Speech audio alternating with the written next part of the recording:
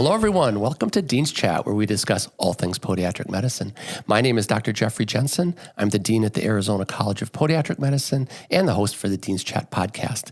I'm here, as always, with my co-host, Dr. Johanna Richey. Hi, Joe. Hey, Jeff. How you doing? I'm doing fantastic. Hope you had a great weekend. I did. Very good. Well, we have a very exciting guest today, a first-year student from the Western University of Health Sciences, College of Podiatric Medicine, Carmen Massel. Welcome to Dean's Chat, Carmen. Thank you very much, Dr. Jensen. Appreciate it. No, it's great to have you here.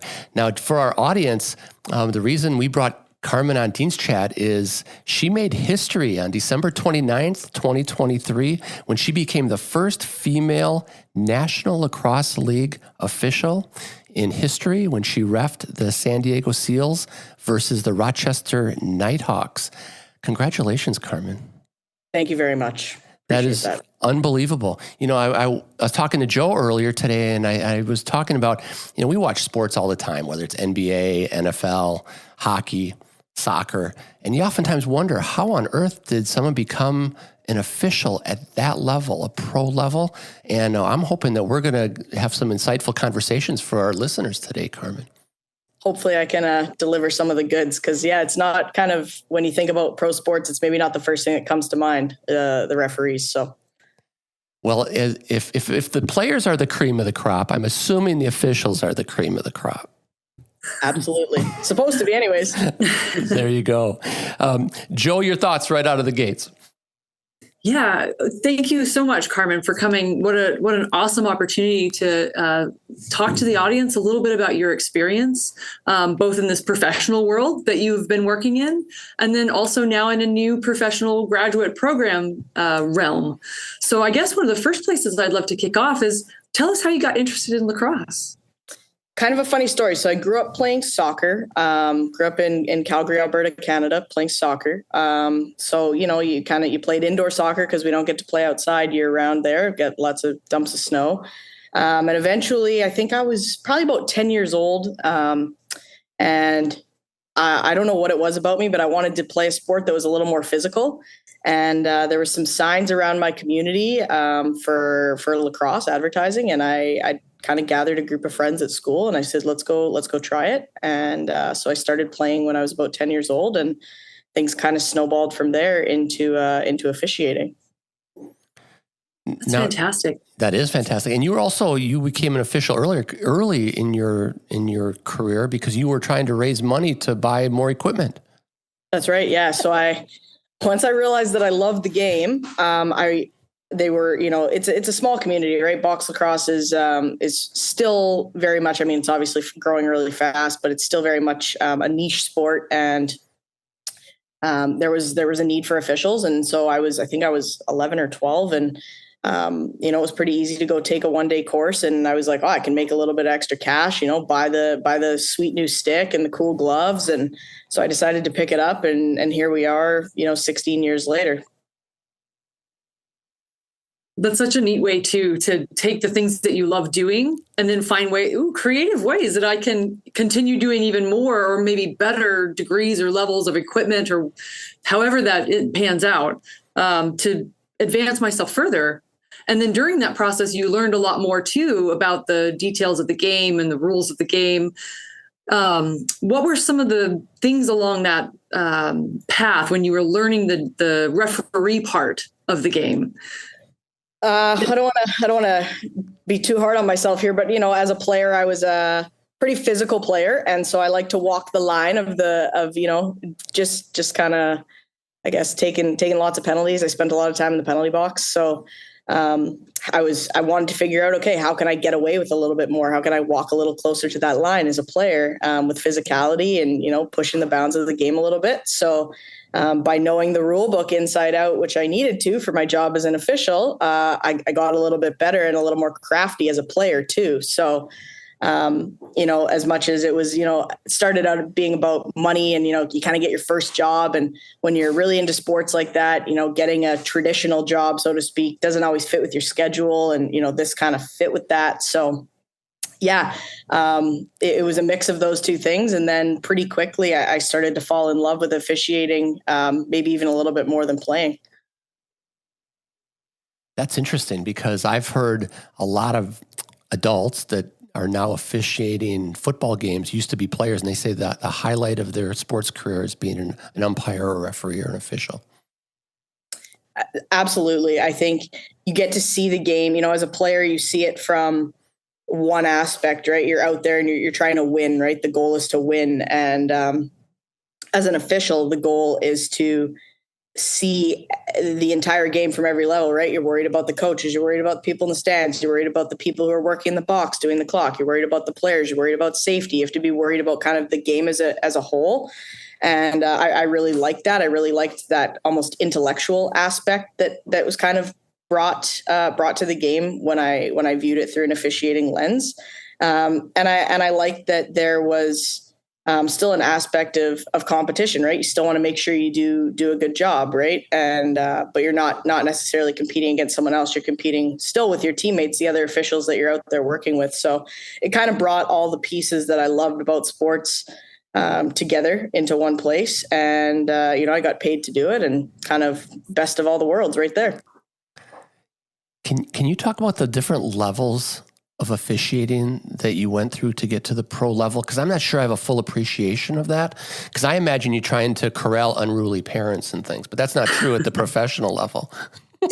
Well, yeah, you actually have to start doing the really, really hard stuff, which is the little guys, because it's so challenging at that level because everyone is new to the game. The players are new, the parents are new, the coaches are new, and the officials are generally speaking new, right? Of course, you work from, so I don't even know what the divisions are called anymore. I think it's by age. So I think it's like U5 or under 5, under 7, so on and so forth. And, so when everyone's new, no one really knows what's going on, which always results in very heightened emotions. And so things usually get pretty hot at the U5 games, right? You come over and you got some poor 12-year-old kids who have just figured this out, and everyone's screaming and yelling. And that's usually where the crazy stuff happens, which is kind of funny, right? It's trial by fire for sure. Which I think, as we'll get into, is hopefully setting me up for success in medicine, because I think there's a little bit of trial by fire in what we do here. So, yeah, no, it's basically you start and you take a course. It's learning the rule book, kind of learning the mechanics of the game, the mechanics of where you need to be on the floor as an official, what you're looking for, what you're not looking for. And then as you do a good job and you have good reviews from coaches and good reviews from your peers and, official supervisors who come out and watch you, you kind of work your way up the ranks. So there is levels, right? And there's a written exam, and but a lot of it is by reputation and by who knows you and, how you've kind of shown up for big moments and big games and how you've performed in those. So performance-based industry, I would say. And over the years, I kind of moved up through the age ranks, and yeah, here we are now. Was college a rank too? So box lacrosse is not really played in colleges. That was field, right? So okay. Field is what you'll see in the NCAA, the outdoor, the long poles and midfielders and big nets. Box lacrosse is indoor, played inside of a hockey rink, turf on the ground, 5-on-5, full contact, pretty physical game. So the levels kind of go from all the minor lacrosse, which is everyone, at least in Canada, it's everyone 17 and under, and then turns into junior, or what they'll call major lacrosse, 17 plus. So 17 to 22 is junior, and then after 22 there are senior divisions. So across Canada, in different provinces, some provinces have senior A, some don't. Some it's only senior B, senior C. Same thing with junior A. Junior B is tiered, tier 1, tier 2. Some provinces have junior C. So it's a lot based on population as well, right? Like how many people play in a given province, and kind of what the leagues can support retention and player number wise. Wow. So I have a question for you, because that's interesting, just in terms of those tiered programs. And I actually had to do some educating on myself for lacrosse, as I'm not as familiar with the sport. But I was intrigued to find out there's actually, is it 5 different kinds of lacrosse? So, I mean, at this point, this is going to be bad on me, but we have box lacrosse. There's men's field and women's field have different rules. Okay. And then kind of the newest version that's going around is sixes. It's called sixes. So it's a version of, it's played outdoor field, and it's kind of got a little bit of box built into it, right? Like less players and that kind of thing. And the idea was behind sixes was we wanted lacrosse back in the Olympics. And there was many hiccups with why it was a no from the IOC year after year. And field size, length of game, number of players, facility stuff. And so sixes was created as a solution to all those problems. And we're going to be seeing sixes lacrosse in the 2028 Olympics in Los Angeles. So, oh, wow. It's going to be pretty cool. That's fantastic. Yeah. Very excited to see that happen. Yeah. So what were some of the mentors that you were either inspired by or you found along your journey that kind of helped get you to where you are? So many people. I think one of the things was when I kind of reached this new level of working in the National Lacrosse League, there was a lot of questions about being a female and, what that was like. And, did you have any females kind of supporting you and that type of thing? And for me in Alberta, where I'm from, our province was wonderful. We had a lot of females who were officiating, whether it was, new officials or at higher levels. We had a good chunk of women who were involved in the program and sticking with it. So that was pretty cool. There was one individual ahead of me, Val Miles, who she's worked many high level national championships, Minto Cup, which is the Junior A Canadian Championship, national championship. President's Cup, which is the Senior B National Championship, the Founders Cup, that's the Tier 1 Junior B National Championship. So those are the big tournaments that people in box lacrosse in Canada are striving for. And, having kind of been brought up through the ranks with someone, a female no less, who had done those things was awesome. Always very, very supportive of me, always super encouraging. And then lots of great guys as well who are super supportive. And one of my good friends who I kind of moved up through the ranks with, he and I got hired into the National Lacrosse League in the same year. Like our journeys had a lot of parallels, and so many great people involved in lacrosse, and lots of great people not involved, or not officials, right? Like my mom and dad, who drove me around to rinks all around Alberta and other places as a young person without a driver's license to make sure that I could work these games, right? Like I don't get to do any of this if they don't drive me to those games, right? So I think it starts at that ground level, and they allowed me to pursue my passion and dedication to officiating and supported it, with really no boundaries, and something I'm definitely will be forever grateful for. That's remarkable. That is remarkable. So for our listeners, can you share what the National Lacrosse League is and how many teams there are and divisions, and then kind of share how do they assign officials to different games and travel and stuff like that? I think that'd be an interesting story. Yeah, so the National Lacrosse League it's the premier best box lacrosse league in the world. It's where all the best box lacrosse players go to play lacrosse. There's as of this season, there's 15 markets in the league. It's grown exponentially in the last kind of inside 5 years here. They've been adding teams. Viewership is growing. It's great. There's, TV deals with ESPN, that kind of thing, right? At one point in time, it wasn't really televised stuff, and now it is. It's primarily played at like big hockey rinks. It's across North America. So there's teams in Canada, teams across the continental United States. There's a West Division and an East Division. What other important things are there? It's so for me, where I am right now, my closest kind of home market is out of San Diego.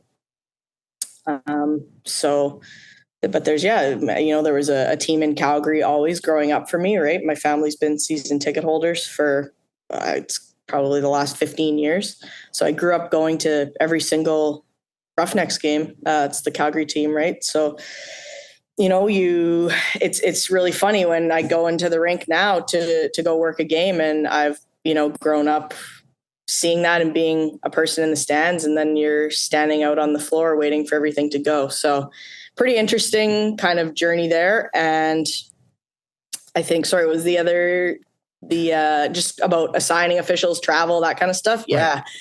Right. I think I don't want to say too much, but there's a group who kind of oversees the officials in the league. There's a director of officiating. They're watching games, and they assign people as they see fit. And for me, at this point in my career, it's you just kind of wait for your number to be called, and you do as best of a job as you can when your number is called, and you hope for it to be called again. It is great though. They take great care of us. They make sure that we're looked after when we do have to travel around. People do get sent, someone from Calgary could go work a game in New York. Someone from New York could go work a game in Saskatchewan. Someone from Saskatchewan could go work a game in San Diego. So people kind of travel around and are put in spots intentionally. And I think that's why our crew the staff that's with the league right now has been doing a great job this year. And I'm super lucky that I get to work with all of those gentlemen, and they're all really, really good at their craft. So it's pretty cool to be around all those people. Very cool. So do you have a crew, like 3 of you travel together, or is it very, one-offs, come and show up and then you got to all of a sudden work together? Little bit of one-off stuff. So there's people who are crew chiefs. So those are the most experienced, most seasoned people on staff. So there's one crew chief on every crew each week, each game. And that person's kind of the head of that crew. And then there's 2 other assistant referees on floor. So it's a three-man crew on floor. And then there's a 4th person who is working in the box, who's the shot clock operator. So similar to basketball, for people who haven't watched box lacrosse, there's a shot clock. It's a 30-second shot clock. Oh. And so that when you kind of first start out, that's kind of a position where you get to learn the ropes a little bit, and you're still very involved in the game. It's actually a really important job because there can be some major implications if there's a miss on the 30-second clock resetting, or an early reset or an accidental reset. So you got to be pretty dialed into the game mentally, even though you're not out there physically running around. So it's kind of an interesting role, particularly when you've worked as an official running games on floor, to bring that same energy when you are actually not physically involved. But yeah, they kind of place people around, and crews get mixed up, and you're always working with someone new, someone different. That's so cool. That's fun. And that's a really, the opportunity to engage with high performers and leaders in the industry on this like revolving basis. What have you found has been challenging in that, like in terms of you guys have to communicate with each other, and have there been any not conflicts, but challenges that as you've been learning, because you're young. I mean, this is amazing what you've achieved at this level. I'm navigating this stuff now, and I'm in my 40s, right? So I'm curious what your experience has been as you've navigated this. It's one thing to work with one team and develop those communication styles, but to constantly have new people. Can you talk a little bit about that? The league does, and our leaders at the league do an amazing job making sure that everyone is on the same page. And we're in touch very, very frequently on a weekly basis as a group, making sure that, everyone is kind of at the same point and reviewing the same things, and, making sure that we're ready for whatever the next kind of upcoming assignment is.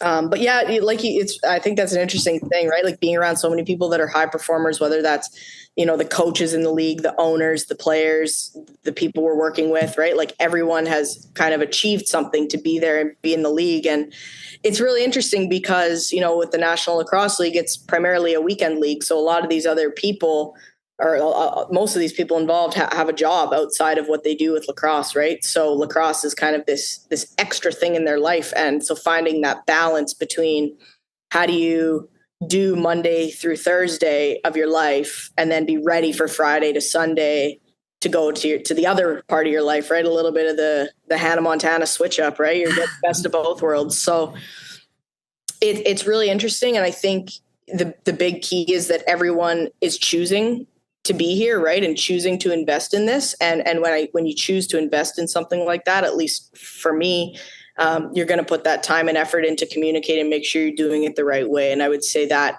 has been my experiences. These people that I've been around, right? Whether it's the crew chief or someone else on staff, they're always right there making sure you're ready. Everyone's checking in. What time are we getting here? Do we need food? Are we going to meet at the hotel? Are we going to Uber? Right? Like, just people go out of their way to communicate and try and make things as smooth as possible, which is really nice. And I think it's a lot about that kind of dedication to the process and making sure that things go smoothly, right? The care factor is high. Yeah, that's great. I think it's cool that you've got this group of unbiased observers that take on ownership of a game, and calling a game and doing the best you can. And I'm sure people make mistakes, right? And officials make mistakes in any sport. How does that play out among crews? I mean, can you go back and do replays? I mean, I'm just curious as to at the highest levels of officiating, people make mistakes, and we're all human. How does that play out? Yeah, I think we all know we make mistakes for sure, and it's tough because it's a job. I think very much like medicine and podiatry, a job where you don't want to make mistakes. There's a nice segue there. Yeah, right. There's important stuff at stake. And so we do have the ability, there are replays in game for, under certain criteria in the rule book. And, coaches can challenge and request replays and that kind of thing. And, from my experience working with these guys, they're so darn good that more often than not, they're getting it right, which is, the first time, which is pretty awesome to see. You just when you see that real close call, either, on the line or whatever, and you see that, your team or crewmate there got it right in the game, right in the heat of that moment, you're like, shoot, these people are really, really good at what they do.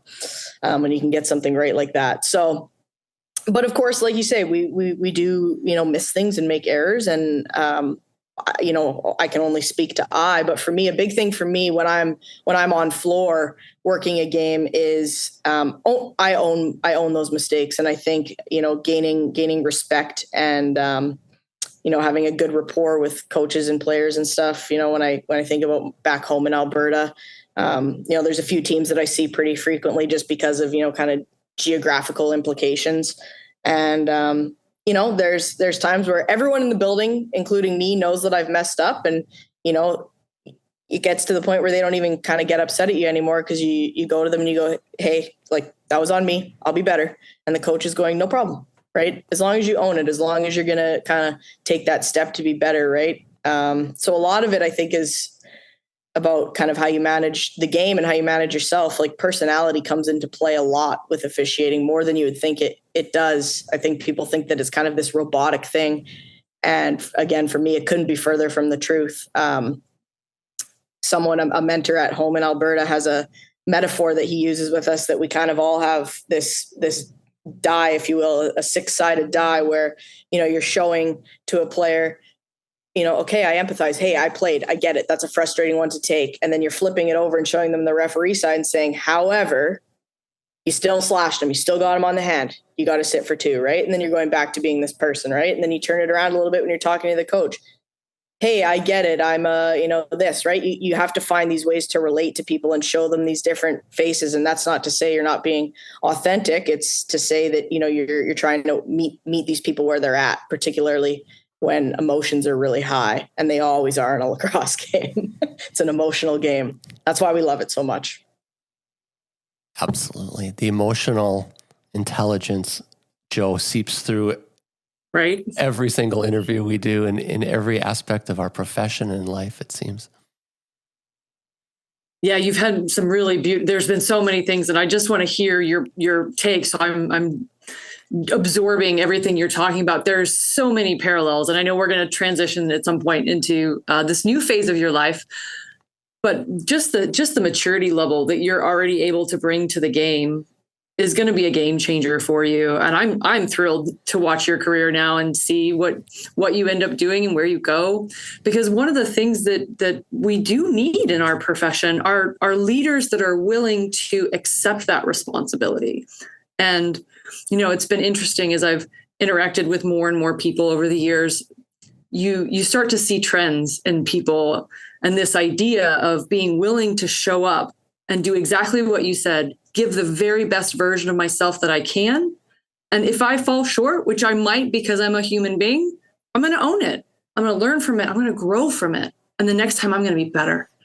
And already, Carmen, where you are right now is leaps and bounds ahead of where other people are. So I really commend you on that. I read an article about you in preparation for today, and your mentor, Val Miles, had said, yes, you are female as a ref, but you are exceptional, period. Regardless of your, biologic sex, you are exceptional. And that is what makes you the level of being National League. And I think, again, what a testament that you had already talked about how influential she was, because we do know that representation matters. So again, I commend you on that. And I don't know if this is a good segue, Jeff, for I think so. Let's going into the new field, but let's move into podiatric medicine. Yeah. So in this vein, because you've already identified, right? Surgeons are working at their peak performance. Owning your mistakes is huge. Tell us about school. Right now, you're a first year. Is that correct? First year. Yep. Right. Yep. Getting close to the end of my first year, which is so hard to believe. It just has flown by. I think an important story for me to tell is how I got here and why I picked podiatric medicine and how it ties into my officiating. And so, in 2019, I ruptured my Achilles refereeing. Funny enough, it was at the point where, so 2019, that was 5 years ago. I had kind of already moved up the ranks. I wasn't quite at the junior A level, was not at the National Lacrosse League yet, but I was working junior B, some senior stuff. I was kind of getting more towards the top, and I was actually working as each district has like a referee in charge, someone who assigns officials to games. And does that process, oversees all that. And I was working in that role at the time. And that night, someone had to bail out of a game last minute, and it was a under 7 girls game, I think. So a level I had not worked in a very, very long time. And I did not want that game to get canceled. And the arena it was at was about 5 minutes from my house. I knew I was my leg was still a little bit tender and sore. I'd injured it previously, just kind of like a high ankle sprain type of deal. So I was like, you know what? I can go out there and jog around. And I was so excited to be back refereeing, even though it was a under 7 girls game. And I ran out of the gate onto the floor, and I took a jump step. And when I jumped up, my right Achilles went. And with it went my soleus and my gastroc. Everything was all torn at multiple levels. And so that very quickly put an end to the rest of that season for me, and started a long journey that is still ongoing. I actually just had another procedure done in January, but I've had both my ankles basically completely reconstructed from my time as a referee.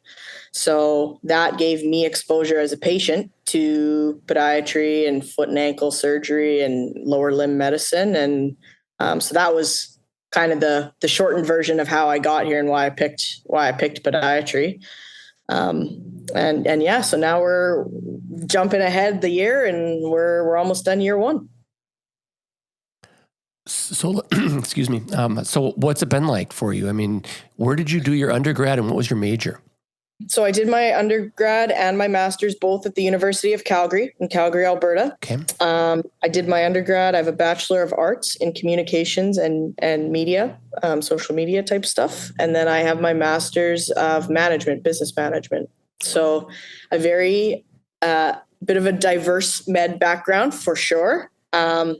Which is kind of funny because I knew pretty early on in my undergrad degree that I was maybe interested in medicine and thought it was a route I could pursue. I had a lot of naysayers in my life, a lot of people around me saying that medicine was not a good idea. It wasn't a good fit for me. I should go to law school. I should do a number of other things and play to my strengths, but that was not what I wanted. So here we are. We fought through it. But yeah, no, it's been great. It's been wonderful. Had to make a big life change moving from Calgary, Alberta, had to move down to California, Southern California. Not a horrible thing, but still a big move nonetheless. Away from family, away from anyone I know. Like I don't have any family or anything here. So a lot of this year has been about adjusting to life and just trying to like keep up with school on the side.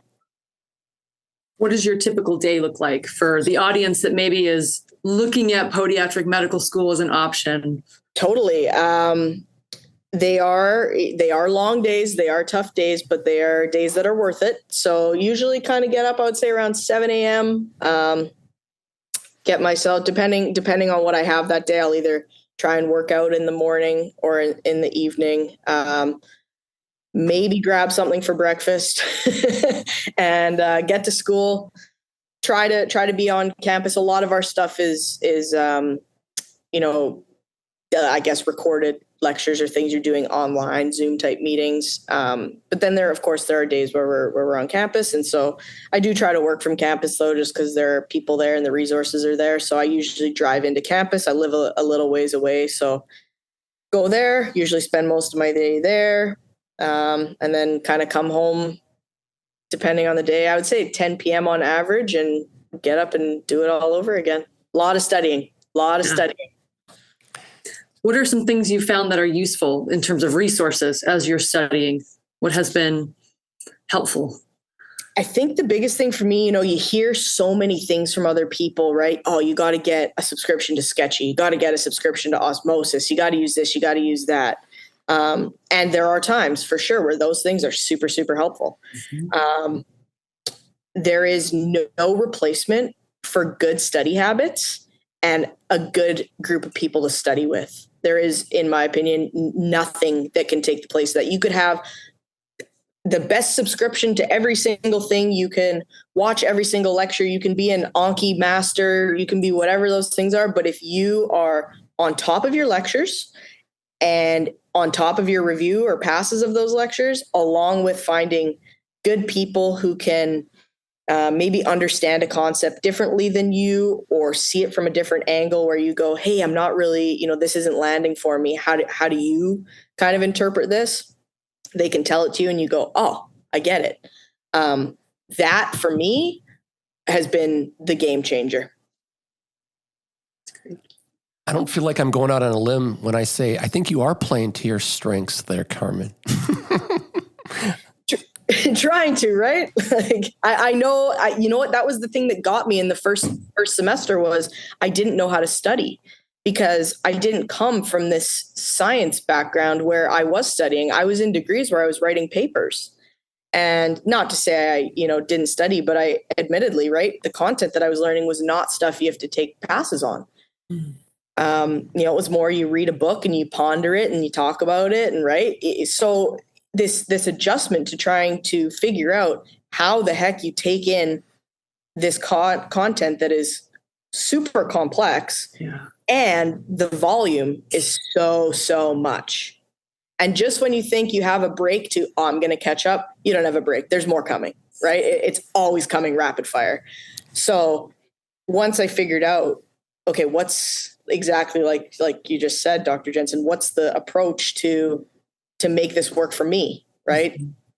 And once I found that, it's been a little more smooth for me. So I think, and the back end to that is being resilient and figuring out what works for you, because it is so hard that you are going to feel if you feel once a week like you want to give up, you are doing amazing. You should feel like you want to give up once, every 5 to 10 hours, it's hard stuff. And so being resilient in the pursuit of figuring out what works for you, if you can stick with that, you'll be good. That's incredible. So you experienced podiatric medicine as a patient. Did you have an opportunity to shadow some docs? Did you get to cruise around and see what their life looked like when they weren't working on you? Yeah, yes, I did. So the first podiatrist that I was referred to, again, back in Calgary, Alberta, Dr. Ziv Feldman, I'll give a big shout out to him because he's been a huge part of my journey. He was super, super generous in allowing me to kind of come into his office whenever it fit with my schedule. And, see what he did and have an opportunity to, watch him in surgery a little bit as well to see if that was something that I was excited about or not.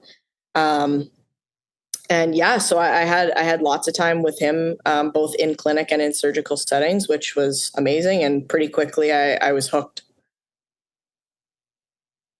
Makes sense. So what would you tell a prospective student who's contemplating a career in podiatric medicine?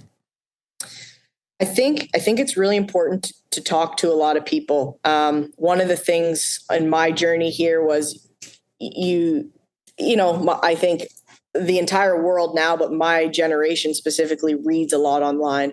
Things like Student Doctor Network, things like Reddit, you search the word and you see what comes up. And it's really, really easy to believe everything you read. But I think it's important to know how many other experiences are out there. And it's a little bit like a Yelp review. Like anyone who has a bad time is going to be so quick to jump and write and let everybody know how horrible, this and that and the other thing is. And people who have a good time and are making waves and gaining traction, they don't actually have time to go write the Yelp review. So you don't hear about those experiences as much. So I think seeking out the opinions of people who you admire or you see are doing what you might want to do goes a really long way. And something I found was anytime I reached out to either, a pod student or a DPM or anyone that I wanted information from, people are more than happy to talk about it because I personally feel that this field is so underrated and so underappreciated. What you get to do and the way you can touch lives is not really known. I think people don't get it. And, being at Western U where we have the combined program with the DOs, even my classmates, my DO classmates are like, you're doing what? You're right. And I'm like, you guys are right next to me. You're in here. We go to the same school. So I think really seeking out that information and being critical about what it is you're going to believe and what you're going to take with a grain of salt. So important. Yeah, I think the Carmen Massel interview is going to be required watching for new students. I'm thinking, how can we get Carmen to be like an ambassador for the profession? Like there's got to be a role that I see. So again, just some common themes. And I know you've seen we had talked previously about some of the other episodes, but you've touched on some things, Carmen, that are just so phenomenal at being at the age and the level of training that you're at already, that again, I just want to support you and encourage you to just keep it up, because it is one of those experiences where the more you invest now, and you're right, it's hard. If it was easy, a lot of people would be doing it and they're not, or they start and then they don't make it through. Right. But the things that you're investing in now are going to, pay off in a ridiculous amount of return on investment for you. And to your very first point in the beginning, when you were 12 years old or 11 years old, right? Like, hey, this is a thing that I can do, that I enjoy doing, and it can pay me to do other things in different ways. There are opportunities out there that you will probably even be able to create and invent for yourself that don't yet exist right now, because you bring to the table your own experiences and communication skills and a level of resilience and emotional grit and intelligence. So, yeah, now I'm just kind of gushing because I'm just absorbing everything that you're talking about. But I appreciate the words. Yeah, it's a really awesome opportunity. And like I said, I'm just really excited to watch where you go. Thank you. I was going somewhere with that, but I already forgot what it was. So we'll just keep moving on. No worries. So Carmen, I wanted to thank you. I know you're busy and I know you're studying. Thank you for joining us on Dean's Chat today.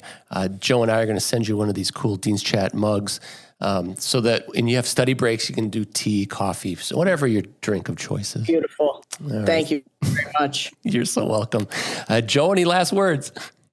No, just keep it up. Absolutely. And if you ever have a moment where you need like a rah-rah session, you'll have my contact information. You let us know. We will support you any way we can. Really appreciate it. Thank you very much for having me. And I think last thing for me would be if people hear this and feel like they want to reach out, I'm happy to talk to anyone anytime. And, people have questions about what it's like being a DPM student, just in general, because I think, the reality of this is anyone or not anyone, but a lot of people who have applied to DPM programs, have interviewed at lots of places and have experience with the other schools too. Right. So it's not just like, oh, if you want to go to Western, talk to this person, you want to go here, talk to this person. People kind of have a general idea and also have connections at other schools too. Right. So it's, you don't know if you don't ask. Mm-hmm. That's kind of the Dean's Chat vibe, Carmen. Yeah. I like it. Me too. Support and awareness. That's what we're all about. Yes. Absolutely. Well, to all of our listeners out there, thank you so much for tuning in. What a phenomenal interview with Carmen. She is the first female official in the National Lacrosse League. And this has been just a wonderful opportunity to get to know you, Carmen. Thank you. Please give us a 5-star rating. If you're on YouTube, please become a subscriber. And until next week, cheers, everybody.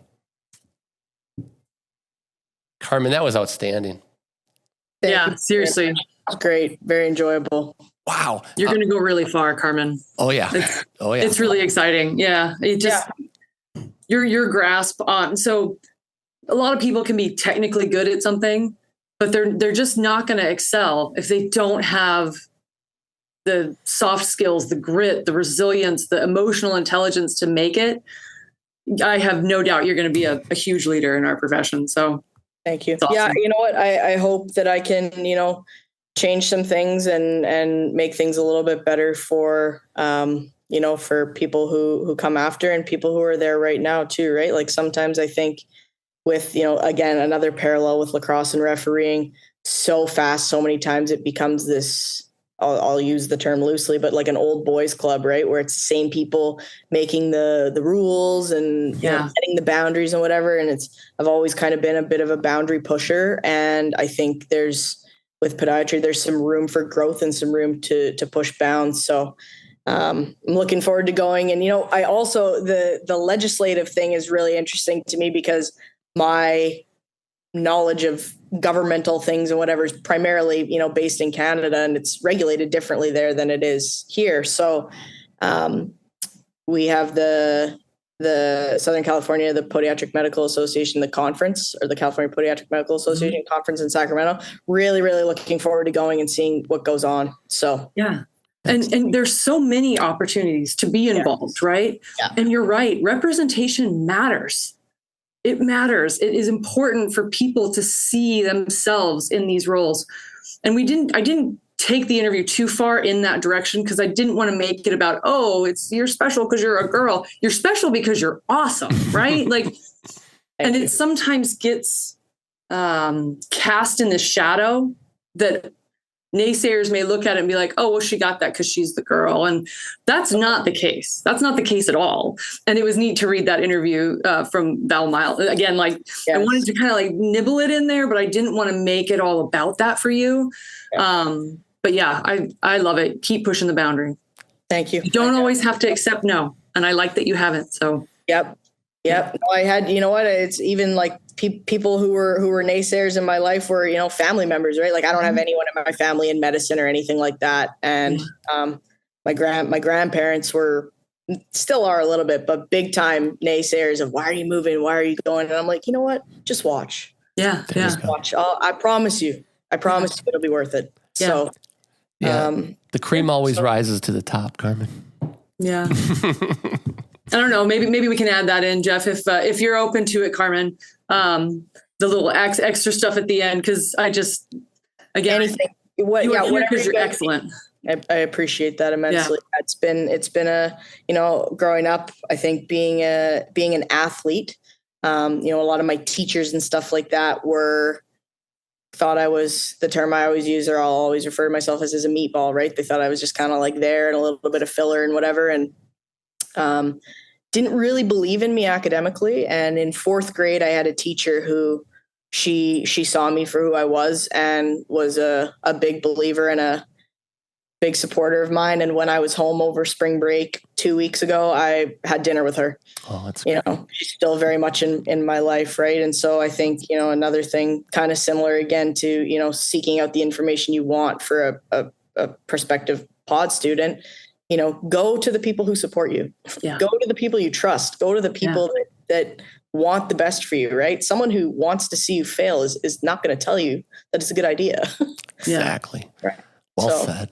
Yeah, you know, Awesome. with your permission, Carmen, we'll keep this interview going through now, and we won't end it where we would have ended it before. All Yeah, right. whatever works for you guys is The good. stuff about her being a boundary pusher, I just think that's valuable. I love That's it. good. I love Yeah, it. that's You good. guys know better than me. I feel like I'm listening to myself. I'm like, am I even saying anything, or am I just talking? Like, No, you're saying a lot. I love it. All right. Bye-bye, Carmen. Have a wonderful, Thank you again so much for your much. time. have a Take wonderful care. week. Bye-bye now. chat Bye. soon. Bye-bye.